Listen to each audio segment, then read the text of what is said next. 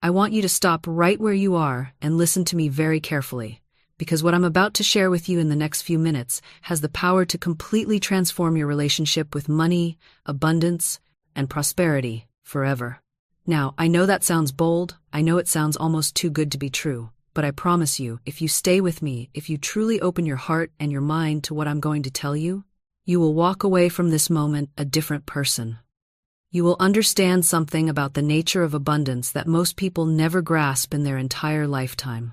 And here's the most beautiful part, the part that makes my heart absolutely sing with joy. This transformation doesn't take years of struggle, it doesn't require you to work yourself to the bone, and it certainly doesn't depend on your current circumstances, how much money is in your bank account right now, or what your financial history looks like.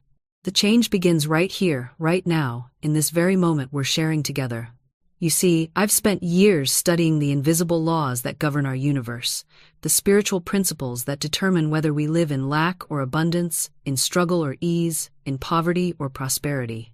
And what I've discovered, what I've proven time and time again in my own life and in the lives of countless others, is that money, true lasting wealth, doesn't come from where you think it does.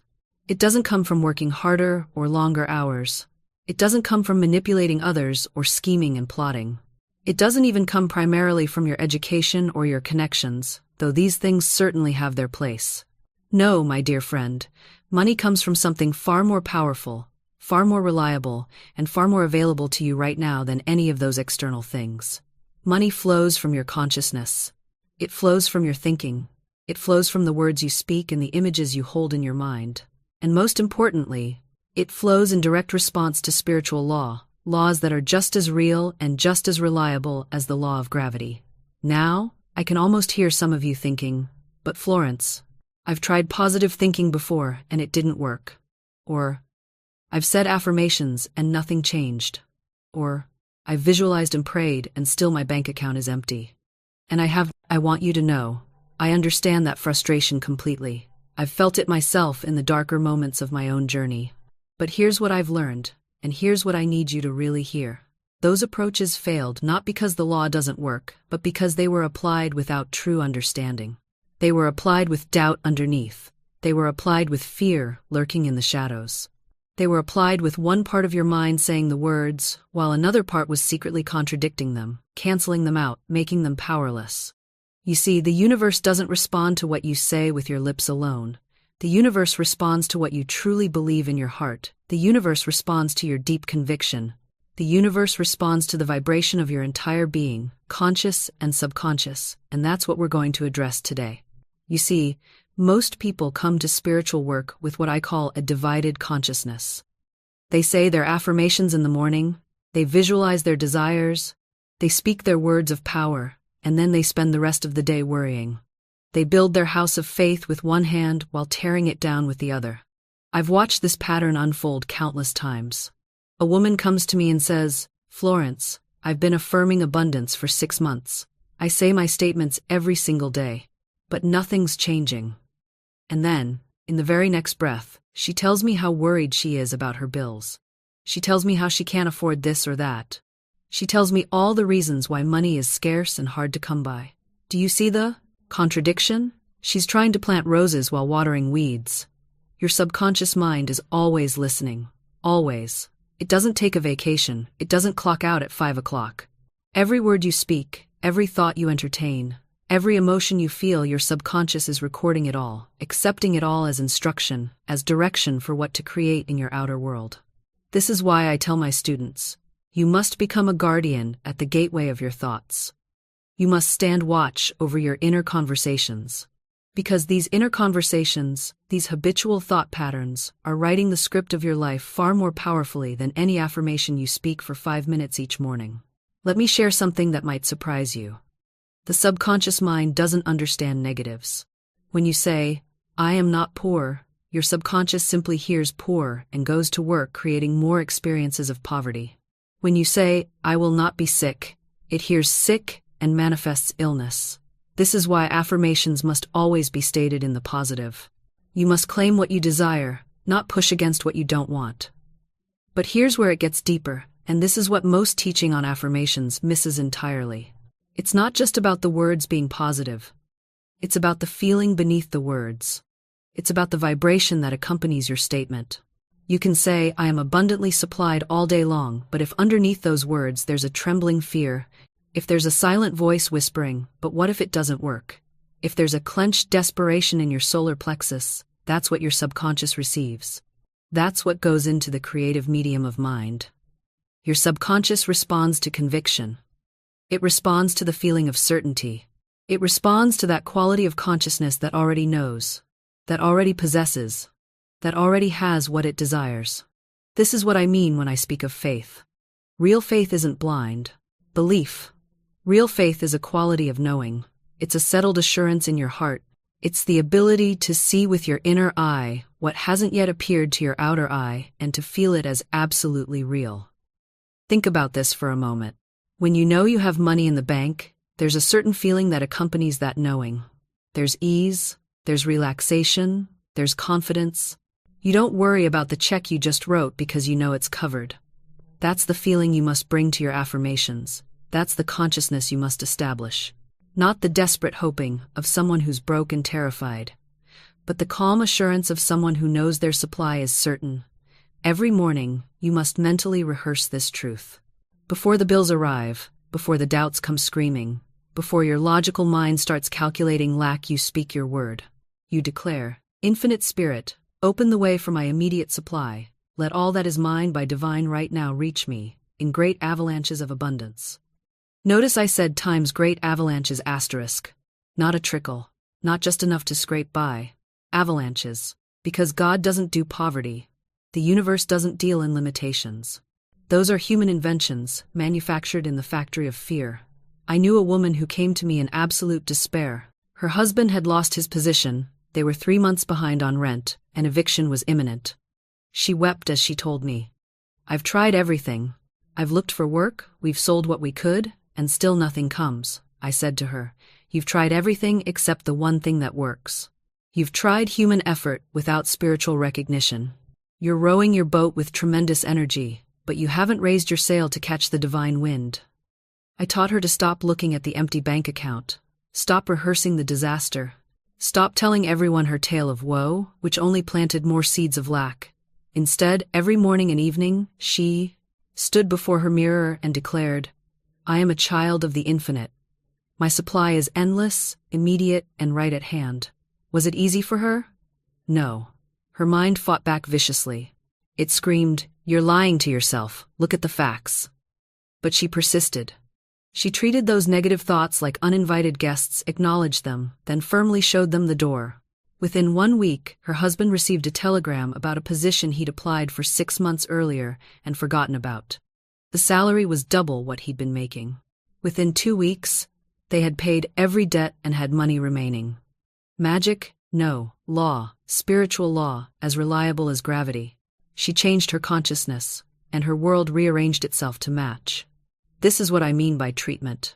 You're not begging God to change your circumstances. You're aligning yourself with the truth that has always existed. You're remembering what you forgot in your panic, that you are an inlet and an outlet of infinite supply. The moment you truly accept this, something shifts in the invisible realm. Doors you didn't know existed swing open. People think of you out of nowhere and offer opportunities. Money comes from directions you never anticipated. I've seen it happen with such peculiar precision that it would make a skeptic's head spin. A woman needed exactly $300 by Thursday. She did her spiritual work, holding fast to the vision of supply. On Wednesday, she received a check for $300 from a company refund she'd completely forgotten about from 2 years prior. The universe has no problem with details. It's not confused about timing. Your job isn't to figure out times how times or times when times or times from where asterisk. Your job is to establish the consciousness of abundance, then get out of the way. Your subconscious doesn't reason, it doesn't argue. It simply accepts what you persistently feed it and begins to outpicture that in your world. If you feed it worry about bills, it says, all right, more situations to worry about bills. If you feed it gratitude for abundance, it says, wonderful, more reasons to feel abundant. This is why affirmation without feeling is just noise. You can say, I am rich 1,000 times while feeling poor inside, and nothing shifts. But when you say, I am grateful for the abundance flowing to me now, and actually times that warm certainty in your chest, in your belly, that's when the subconscious receives the instruction. I worked with a woman who'd been affirming prosperity for months with no results. I asked her to stop affirming and start noticing. For 1 week, I said, just notice every single thing you already have that someone somewhere is praying for. She came back transformed. I have running water, she told me, tears in her eyes. I have a bed. I have working eyes to read with. I have a body that wakes up every morning. That noticing created times feeling asterisk. That feeling impressed the subconscious. Within 3 weeks, an unexpected contract came through that doubled her income. You see, the universe doesn't respond to your words. It responds to your vibration, your emotional state, the consciousness you're broadcasting. And you cannot fake that vibration. You can't pretend your way into abundance. But you can genuinely find things to appreciate right now, and that genuine appreciation shifts everything. Now, let's talk about what I call the supply chain of the universe. Most people think supply comes from their job, their spouse, their business, their investments. And so they live in constant fear that those channels might close. They clutch, they control, they manipulate. But here's the truth that sets you free. Your supply comes from times God asterisk, from the universe, from infinite intelligence, whatever name you prefer. Your job, your business, these are merely channels through which supply flows. They are not the source. When you understand this deeply, truly understand it, you stop being afraid. A channel closes? Fine. The universe will open another one. You lose a client? Wonderful. That makes room for 3 better ones. Your employer downsizes? Perfect timing for the new opportunity that's already on its way. I've seen this play out so many times it would make your head spin. A man loses what he thinks is his dream job and falls into despair. 6 months later, he's running his own company, making 3 times the salary, saying that firing was the best thing that ever happened to me. A woman's biggest client leaves without warning. 2 weeks later, a contract 10 times larger lands in her lap. The universe is always upgrading your good when you let it. But you have to release your death grip on the old channels. You have to trust that source is bigger than any one person, any one opportunity, any one stream of income. This is where most people stumble. They intellectually understand the concept, but emotionally they're still white-knuckling whatever they've got, terrified it'll slip away. And that very fear, that clutching, blocks the new good trying to reach them. I tell my students, hold everything lightly, appreciate what you have, yes. Be grateful for current blessings, absolutely. But don't strangle them with fear-based attachment. Don't make anything your God except the infinite intelligence that sources all things.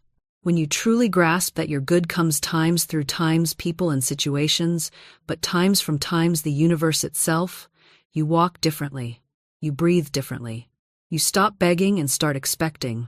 You stop manipulating and start allowing. You stop trying to convince the universe and start knowing it already knows.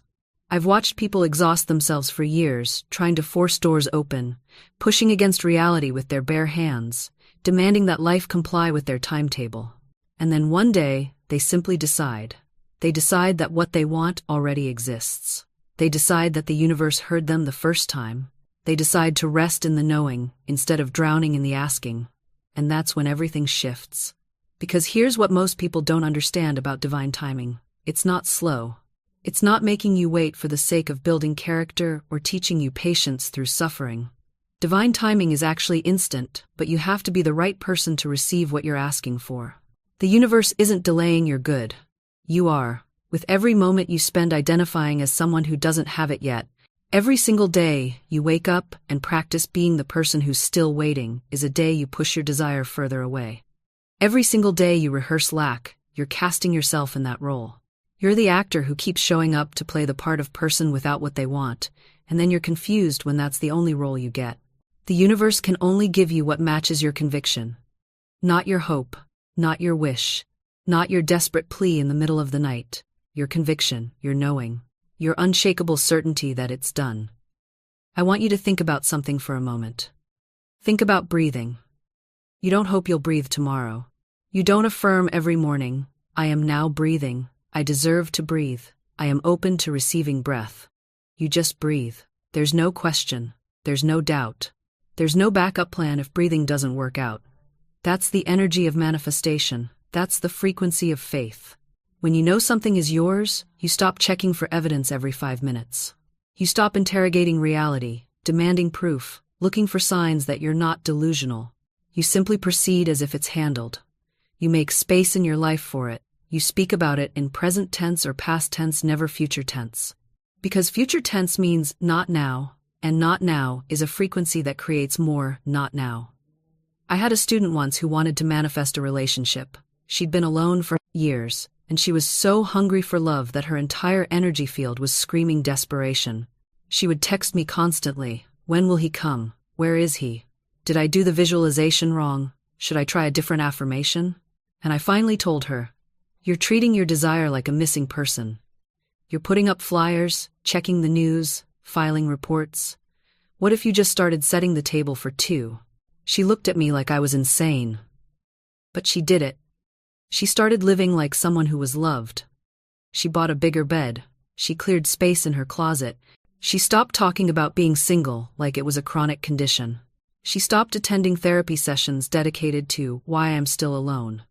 She simply decided that her person was on their way, and she had nothing to do but be ready and enjoy her life in the meantime. 3 months later, she met him. Not because she did a special ritual, not because she finally said the right affirmation, but because she became the energetic match for the relationship she wanted. She stopped broadcasting, "I'm alone and it's a problem," and started broadcasting, "I'm whole and I'm ready." The universe reorganized itself to match her. This is what I need you to understand. You are not powerless in this process, but your power doesn't come from forcing or controlling. Your power comes from decisiveness. From the moment you decide something is yours, the universe has no choice but to deliver it. If you maintain that decision, if you don't waver back into doubt, if you don't keep reopening the case you already closed. Most people make a decision on Monday and unmake it by Wednesday. They declare something is theirs in the morning and revoke it by evening. They plant a seed and then dig it up every day to see if it's growing yet. And then they wonder why nothing blooms. This inconsistency creates a vibrational confusion that stops everything in its tracks. The universe responds to your dominant frequency, not your occasional hopeful thought. When you spend 5 minutes affirming abundance and 5 hours worrying about bills, guess which signal you're actually broadcasting? I've watched people do this dance for years. They light candles and say prayers and create vision boards, and all of that is beautiful, it truly is. But then they check their bank account with dread in their stomach. They open bills with resentment coursing through them. They see someone else's success and feel that familiar sting of jealousy. And every single one of those moments is a prayer too. Every emotion is speaking to the invisible forces around you. Every feeling is placing an order with the universe. You cannot curse your situation Monday through Saturday and expect Sunday's affirmations to override it all. That's not how this works. The spiritual law is mathematical in its precision. You get what you predominantly ARA, not what you occasionally want. Here's what genuinely works. Choose your reality and stop negotiating with it. Decide what is true in the spiritual realm and refuse to let the physical world talk you out of it. When the evidence contradicts you, smile and say, "Interesting, that's the old story completing itself. I'm already living in the new one." This is not denial, this is dominion. There's a profound difference. Denial says, "I won't look at my problems." Dominion says, "I see the current circumstances, and I choose not to empower them with my agreement." Denial is running away from what is. Dominion is standing firm in what's becoming. I knew a woman who was being evicted from her apartment. She had 30 days to vacate. Every friend she had was telling her to panic, to scramble, to compromise on something less than what she wanted. But she had been studying these principles, really studying them, and she decided to do something radical. She blessed that apartment and thanked it for serving its purpose. She declared that something far better was already for self, prepared for her. She spoke to her new home as though it already existed, and she meant it. That's the crucial part. She wasn't performing, she was perceiving. She saw it completed. Every day, she'd walk through her cramped apartment and thank her beautiful new spacious home for receiving her. She'd sit in her uncomfortable chair and feel the comfort of the furniture that was coming. She treated the invisible as more real than the visible. With 3 days left before eviction, a friend called out of nowhere. Someone was leaving the country unexpectedly and needed to sublet their apartment immediately. It was twice the size, in a better neighborhood, for less money than she'd been paying. And it was available exactly when she needed it. Coincidence? Only if you believe in coincidences. I don't. I believe in spiritual law operating with perfect precision. This is what's available to all of us when we stop being spiritual tourists and become spiritual residents. When we stop visiting faith on Sundays and start living from it on Tuesdays. When we treat the invisible realm with more respect than the visible one. Your thoughts are not just things happening in your head. They're seeds planted in fertile soil. Your words are not just sounds evaporating into air. They're commands issued to creative forces that must obey. Your feelings are not just internal weather patterns. They're magnetic frequencies attracting corresponding circumstances. This means you have far more power than you've been taught. It also means you have far more responsibility. You cannot keep thinking poverty and speaking lack and feeling resentment while expecting abundance to somehow find you anyway. That's not faith, that's magical thinking, and there's a difference. Faith is knowing that the bridge is there, even when you can't see it yet. It's walking toward your good with certainty, while simultaneously putting one foot in front of the other in the physical world. I remember a woman who came to me wanting to heal her relationship with her sister. They hadn't spoken in 5 years. She wanted to do the spiritual work, to forgive, to release. And she did. She prayed, she affirmed, she visualized reconciliation. But she never picked up the phone. She never wrote the letter.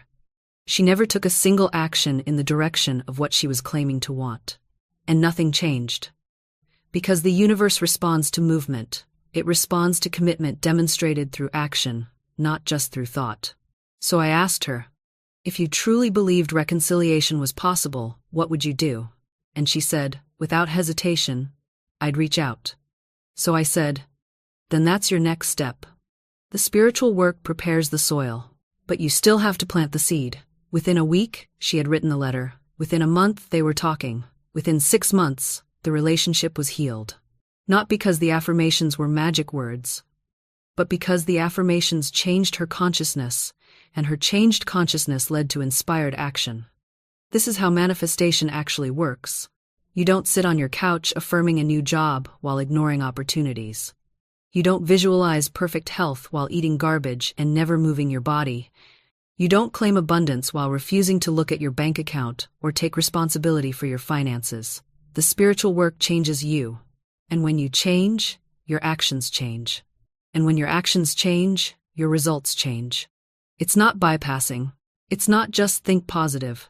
It's a complete transformation of consciousness that naturally expresses itself in your physical reality. And here's what they'll never tell you in those instant manifestation videos. Sometimes the action you're called to take is exactly the thing you've been avoiding. Sometimes the bridge to your healing is having the hard conversation. Sometimes the bridge to your abundance is getting professional help with your money trauma. Sometimes the bridge to your dream life is ending the relationship that's draining your life force. The spiritual work gives you the strength to do what needs to be done, but it doesn't exempt you from doing it. I learned this the hard way, like most of us do. There was a period in my life when I was waiting for divine intervention to solve a problem that required my participation. I was praying, affirming, meditating, all the spiritual practices, but I wasn't dealing with the practical reality in front of me. And one day, in the silence, I heard so clearly, I've given you hands, use them. It wasn't harsh, it was loving. Like a parent encouraging a child who's capable of more than they're attempting. I had been treating spirituality like a way to avoid responsibility, but real spirituality increases your ability to respond. That's what responsibility actually means. Responsibility. The ability to respond to your life with wisdom, courage, and action. So, here's the truth they won't put in a 30-second video. You are a co-creator, not a customer. You're not ordering from a cosmic menu and waiting for delivery. You're participating in the unfolding of your own life. Your consciousness sets the direction, and your actions pave the road. And when those two things align, when your inner world and your outer world are moving in the same direction, that's when you see what people call miracles, but they're not violations of natural law. They're the natural result of working in harmony with spiritual principle. Now, You might be sitting there thinking, Florence, this all sounds lovely in theory, but how do I actually live this way when everything around me seems to be falling apart? And that's a fair question. Because I'm not asking you to pretend everything is fine when it isn't. I'm not suggesting you put on rose-colored glasses and skip through life ignoring reality. What I'm saying is that your current reality is the result of your past patterns of thought and speech. And your future reality will be created by what you're thinking and saying right now. So when everything seems to be going wrong, that's actually the most important time to hold to spiritual principle. That's when your words carry the most power, because you're either going to reinforce the pattern that created the problem, or you're going to break it. I worked with a man once whose business had failed. He'd lost everything, or so it seemed. And he came to me absolutely defeated, ready to declare bankruptcy, ready to give up. I asked him what he wanted instead, not what he was afraid of, not what he was trying to avoid. What did he actually want? He said, I want to build something solid, something that serves people, something I can be proud of. So I told him to stop talking about the failure, stop telling the story of what went wrong. Every time someone asked about his business, he was to speak about what he was building, not what he'd lost. It felt dishonest to him at first. He said, but Florence, I don't have a business anymore. How can I talk about what I'm building when I'm starting from nothing? And I said, you're not starting from nothing. You're starting from experience, from wisdom, from a clear vision of what you want to create. That's not nothing. That's everything. He started speaking differently. When people asked what happened, he said, I learned exactly what doesn't work, and now I'm building something better. He talked about his plans as though they were already unfolding. He described his ideal business as though it already existed in potential, just waiting to manifest. Within a year, he had a new venture that was thriving, but the real miracle wasn't the business. It was the transformation in him. He'd learned that he wasn't at the mercy of circumstances. He was the creative center of his own experience. This is what I mean by working with spiritual law. You don't deny the present facts, you just refuse to. Build your future out of them. Your word is the bridge between the invisible and the visible, between what is and what can be. And you get to choose, in every moment, what you're going to build that bridge toward. Now here's something that might surprise you. This work isn't about being perfect. It's about being persistent. You're going to slip up. You're going to have moments where fear takes over and you speak from limitation. I still do it myself sometimes. We're human. The difference is, now you know what you're doing. So when you catch yourself speaking fear or lack, you simply correct it. You don't make it mean you've failed. You just say, no, that's not what I'm claiming. This is what I'm claiming instead. You treat it like correcting your aim. You're not throwing the whole game away because one shot went wide. You just adjust and take the next shot, and gradually, it becomes more natural. The new patterns start to feel normal. Speaking from faith instead of fear becomes your default setting. That's when life gets really interesting, because you're no longer working against yourself. Your inner world and your outer world start to harmonize. The things you need begin showing up without you having to force or manipulate or struggle. And that's when life becomes playful again. That's when you stop treating manifestation like a grim battle and start treating it like a dance. You begin to notice the winks from the universe, the synchronicities that make you laugh out loud, the person who mentions exactly what you needed to hear, the book that falls open to the perfect page, the coincidence that's so perfectly timed it can't possibly be random. These aren't accidents. They're confirmations. They're the universe saying, yes, I hear you, I'm working on it. Keep going. And here's what nobody tells you about this level of consciousness. It doesn't mean everything becomes easy. It means everything becomes meaningful. You still face challenges, but now, you see them as redirections rather than rejections. You still encounter delays, but you trust they're protecting you from something you couldn't see. The person who didn't hire you, they just saved you from a toxic workplace. The relationship that ended, it cleared space for the right person. The door that closed, it was hiding a wall, and there's a better door just around the corner. This is what Florence Scovel meant when she talked about divine timing. It's not about things happening when you want them, it's about things happening when they should. And when you stop resisting that timing, when you stop throwing tantrums because reality isn't moving at your preferred speed, everything accelerates. Because you're no longer creating energetic friction. You're flowing with life instead of against it. Now, I want to be clear about something before we close. This isn't about perfection. You're not going to master your thoughts overnight. You're going to catch yourself spiraling into worry. You're going to notice old patterns creeping back in. You'll have days when you forget everything you've learned and fall back into fear. That's not failure. That's being human. The difference is, now you have tools. Now you know how to interrupt the spiral. You can catch yourself mid-worry and say, wait, I'm creating with my words right now. What do I actually want to create? You can feel the fear and choose a different thought anyway. Not because you're suppressing the fear, but because you're no longer letting it be your only advisor. And slowly, thought by thought, word by word, choice by choice, you build a new inner world. And that new inner world starts producing a new outer world. Your life becomes evidence of your consciousness. Not because you manifested a checklist, but because you became someone who naturally attracts what they desire. Someone who speaks life into being. Someone who walks through the world expecting good. This is what Florence Scovel discovered. This is what she taught. And this is what's available to you right now, in this moment. Not someday when you're more spiritual. Not after you read 50 more books or attend 10 more workshops. Right now.